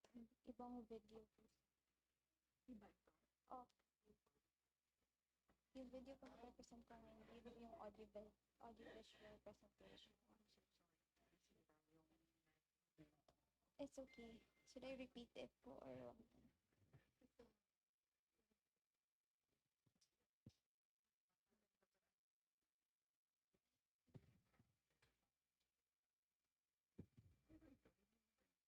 Na-send ko na po, sa email ko po siya na-send. Kasi po na-mention ko po hanggang June 20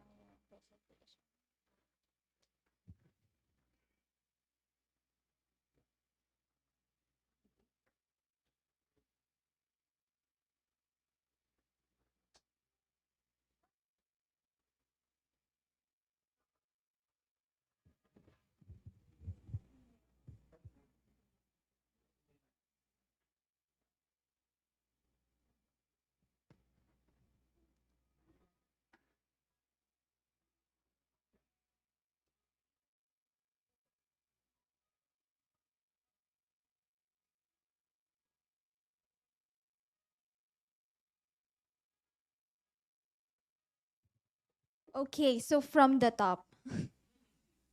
Okay. Mic test, mic test. Ay, okay na po. Naghangad ng makabagong panahon, nais pa unlarin ang henerasyon. Di ba tayo'y may pangarap, matutupad itong lahat. Sa ating kamay uunlad, hintayin mo lang, mababatid ang magandang bunga nito. Mabuhay, ladies and gentlemen. Welcome on board. Before we embark on an exciting voyage of discovery to learn about this green investment that will help and trail for long alongside experiential learning that is crucial to transform education within the community and the region, please keep seated comfortably again with your attentions on and enabled. We'll descend cautiously into the pocket forest, embodying the dictum from nasty to beauty. Let's plant a tree from blackened to bright and greens for global sustainability. And as I care about your insights, learning from the best practices of one another, let's start in 3, 2, 1. From the heart of Asia, from the center of marine shorefish biodiversity, one of the most beautiful bays in the world and is a biosphere reserve recognized by UNESCO. Pia Kaaldao, I am John Leonel Magbu Xavier, 21, from Puerto Galera Oriental, Mindoro, Philippines, and this is my project. I am a Chief Girl Scout medalist and an advocate of environmental awareness and education, as well as global sustainability and just transition. I am also a writer, a researcher, and a performer into one individual, encouraging everyone to instill to one's mind that pro-environmental behavior and attitude is crucial for us people, our home, the community, and the environment. So before I proceed, let us watch this audiovisual presentation.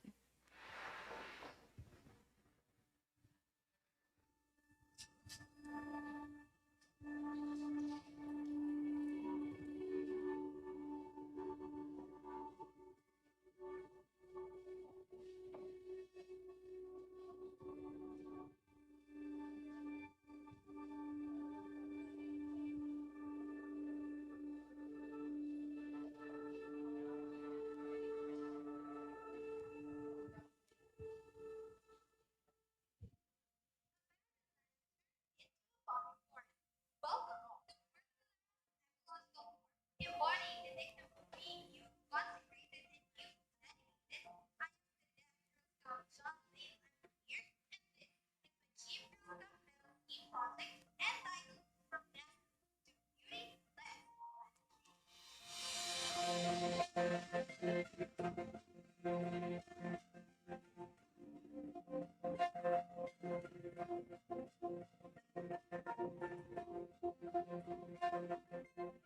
A dump site turned into a pocket forest. A garbage suit turned into something more beneficial, not just to the candidate herself, but to the livelihood of her chosen community. A project that served as a sound solution to one of the major problems to the said community, flash floods to be particular, caused by lack of trees in the area, with the greatest mission of helping girls and young women to realize the ideals of womanhood and prepare themselves for the responsibilities in the home, the nation, and the world community. The Girl Scouts of the Philippines seek to awaken within the young girl members the value of service, camaraderie, and self-worth, blended with another goal of creating cooperation within the work group and bringing environmental awareness and education to the community. A Chief Girl Scout Medal Scheme project was put on deck. Ano po sa tingin niyo po yung naging ano po nito, epekto po sa komunidad nung nagkaroon na po ng ganitong pocket forest dito po sa Eco Park? Eh, malaki pagbabago yun. Ano, so dahil ito, lipat lang ubod nga ito dati eh. Yung nagkaano na nga lang ito. Iba na nga ngayon ito. Nahawa-hawa na siya, malinis na tingnan. Yung ganun na yun, masupas ka. Hmm.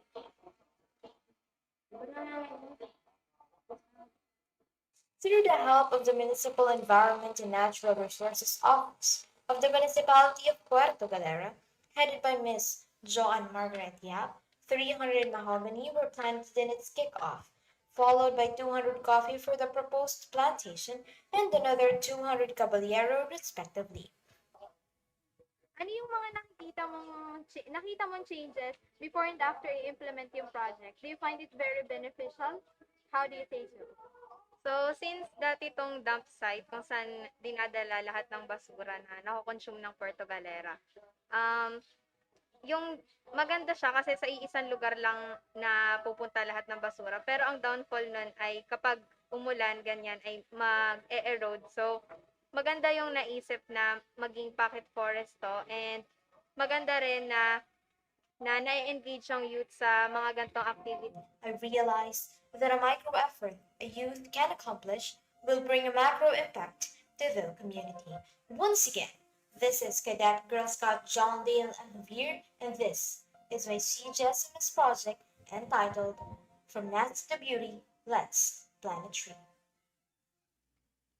So, okay. Thank you so much for paying attention. That pretty much sums up my presentation, but allow me still to give you a quick run through over my project, the creation of pocket forests, within the next few slides. So the Philippines, like any other country, struggle with unsustainable plastic manufacturing and use, alongside this inadequate disposal system. Mismanaged plastics then create a negative impact to the environment, much as it was seen in my community, causing and triggering flash floods in the area. Its toxicity and nature in general also threatens biodiversity, the ecosystems, and all the animal and plant species. And while there are a lot of studies exploring the effects of plastics into the ocean, unsustainable use of plastics and inadequate disposal system also adversely affects freshwater and terrestrial ecosystems. With that, the safety and security of the living organisms are hanging on a cliff. That is why, with the greatest mission, as what I've mentioned a while ago in the video, with the greatest mission of the Girl Scouts of the Philippines to instill to its young girl members the value of service, camaraderie, and life purpose, I, with a complete representation of my work group, have transformed a dump site turned barren land into a pocket forest with mahogany, caballero, and mini coffee plantation. Community people were then educated about the importance of ecology. More so, they began to feel a sense of obligation and responsibility. That, to further prevent damage to plant and animal life, more so to human life, health, and safety, environmental programs and projects such as this one should be initiated, organized, and implemented to reintroduce the man to nature bond, thereby inculcating the idea that we need nature more than nature needs us. And I'm very, very lucky to live in a municipality who has been supported by our Chief of Municipal Environment and Natural Resources Office, also the Philippine National Commission for UNESCO, because there are a lot of projects and green initiatives in our municipality that is managed and organized and participated by youth groups. So here are, on behalf of my youth volunteers, here are some of our takeaways. Number one, the importance of youth in nation building is inevitable, as it was cited in Article 2, Section 13 of the 1987 Philippine Constitution. Youth cannot be this powerful, or so I thought. But we're tired of just being concentrated on just theories, concepts, and models alone, that we find experiential learning as an effective avenue to create opportunities to participate in real-world activities for the betterment of the society. That as much as we want to fortify and intensify the level of intellectual bandwidth that we have, we also want to learn through the active role that we play throughout the learning process. And by that, we are effective players towards the collaborative effort of building a green and modern country without the earth aching. That we can always answer the earth's call, listen to it actively, and create our ripples right away just by inspiring the youth a sense of genuine interest and responsibility. Number two, People's right to a healthy and balanced environment is a necessity, as it was also cited in Article 2, Section 16 of the 1987 Constitution. Environmental degradation is a matter of national concern. And by that, the environment should occupy the top schemes of the government's priority, as it will go hand in hand with the other aspects of the society. Also, environmental programs should be implemented because there is a communal belief that the quality of life of people will not advance unless the living natural resources are protected and preserved. And our main takeaway could be pondered upon the aphorism by Jane Goodall, and that is what you do matters, and you must determine what sort of difference you want to make, because it is a domino effect. It is a ripple effect. Have you tried, especially for the Filipinos in this breakout room, have you tried throwing beach stones on seawater and then the splash will hop twice or thrice? My Filipino friends are good at that, but I'm super bad at it. I can't even make the splash to hop twice. So ayun, going back, consider this analogy. Why does the water usually rush back, causing a splash? That the bigger the rock, the bigger the splash. And while this splash creates more ripples than you have ever expected, you suddenly notice that the splash was moving away from where the rock was thrown into. On a daily basis, we're unaware of the ripples we create on a daily basis, may it be as kindness boomerangs or encouraging everyone to be good to everyone as much as possible. We are always included in that domino effect. And on that note, we should always lean towards the positive difference that we make to the community and the environment in this case. So here are our ways forward, and I'd like to focus on two things. First is the beautification of the pocket forest. So the chief of our Menro in Puerto Galera has told me that my pocket forest has been turning to be overcrowded. In Filipino, that's magubat na siya. That's the exact phrase that she said, and a literal forest. So we have decided to trim down, and because we have ornamental plants also in our pocket forest, we're transferring it to have an ideal space in gardening. And we also want to have our own ecological parks, such as that of the La Mesa Eco Park here in the Philippines. And next is the localization of Bacolod's Plastic or Balik Plastic Project that is from Bacolod, Philippines in partnership with Peace Pond Philippines. There is a high percentage of recyclables in Puerto Galera. Some are bearable, but not entirely, and this made up a large part of the total. And with this is also an upcycling of waste to create new materials and products, similar to the presentation yesterday. And with this project, junk shop owners may increase their revenue and diversify resources. So yeah, that concludes my presentation. I hope you learn a thing or two. But before we proceed to your recommendations, clarifications, or suggestions or insights, let me leave you with: we can't undo what is already done. We can only regret it and fix it. And in its course, we always have a choice to choose or not to choose, to act or not to act. That's all. Thank you. Mauson pagsaramat, and to all the foreigners here in the venue, welcome to the Philippines. Thank you. Thank you. Have any question? You're right. Well, it's not necessarily a question, but maybe a suggestion. Siguro, maybe to first clarify, how old is the forest? 5 years today. 5 years from the start of planting. Yeah. Yeah. Okay. So maybe just a recommendation. Look into other native species that we can plant in the area aside from as mentioned earlier, it was mahogany, and mahogany is actually an exotic species. It's not new in the Philippines, although it's there since the colonial era. But just to be careful, I think it's better to promote our own trees in the country. So maybe that's a suggestion we can bring in the future of your project. Congratulations for making a pocket forest. That's an amazing endeavor. Congrats. Thank you so much. So that wouldn't be possible if it weren't for the support of the LGU, especially the Municipal Environment and Natural Resources Office and the youth volunteers that I have worked with. And I've already consulted that insight to the chief of Menro Puerto Galera, and I told her that it is perhaps an invasive species, but she told me that it will be useful for present and future purposes, in which she did not specify it. So I'm so sorry. I can't. Yeah, yeah. But I'll take note of that. Thank you so much. Have any question?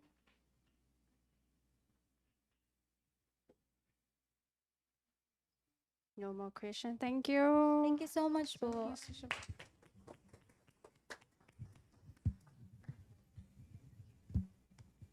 So thank you so much for all of the for all of your presentations. I think it's a very insightful conversation this morning. So at this point, we will also move forward to the questions, concerns, and ways forward that we have identified for today, because this will also be part of the recommendations that will be presented later this afternoon.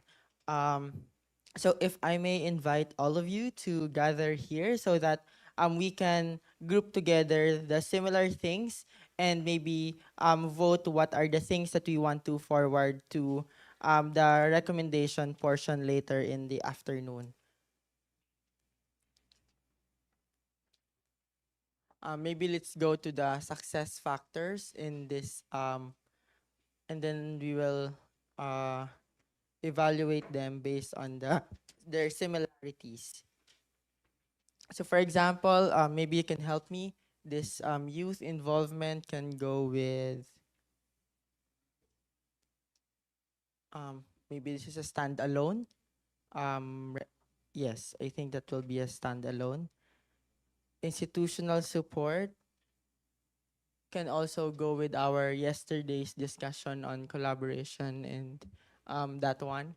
So do you see like any new recommendation aside from the one that we had yesterday for the success factor? This one kinds of the data-driven and research-based is already appeared yesterday. And then youth innovation has already appeared yesterday. Should be mindful of how scalability, maybe this is a new one, the scalability. So um, we might want to highlight this as part of the recommendation. So I'll just put it here.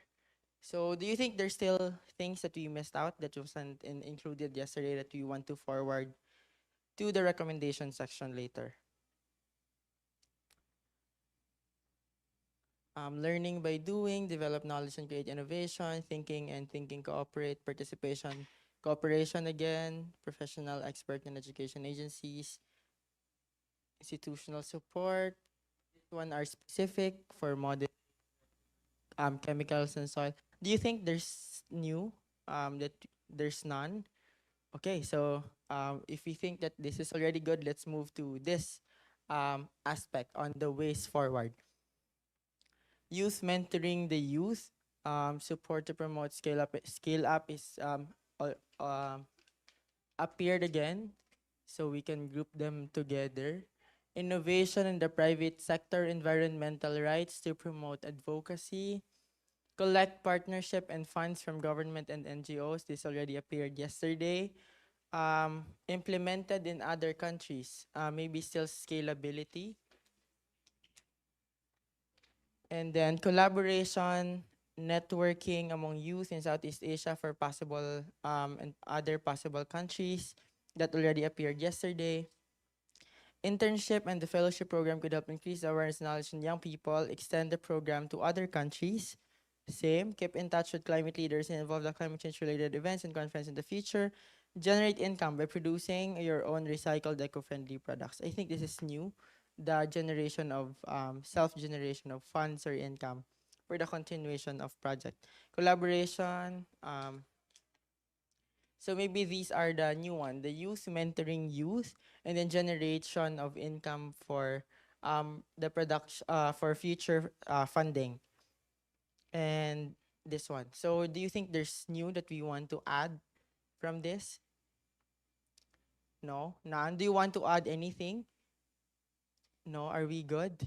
Yes. So if we're good, let's give ourselves a round of applause. Thank you so much, everyone, for your active participation. And by the way, we need to nominate someone from this thematic session to present the recommendations at the plenary later through a panel discussion. Who wants to volunteer? Maybe? Zax? Do you want to? Yes. So everyone, let's give ourselves a round of applause. We can already rest, and for Jax, we will coordinate with you for the presentation at the plenary later. Congratulations, everyone. You did a good work. And also, let's give a round of applause to Nati for facilitating the session, and to Inotech staff for live streaming, and then the assistance from Miss Mitch and our documenter at the back. Thank you so much, everyone. See you at the plenary later at 1 p.m.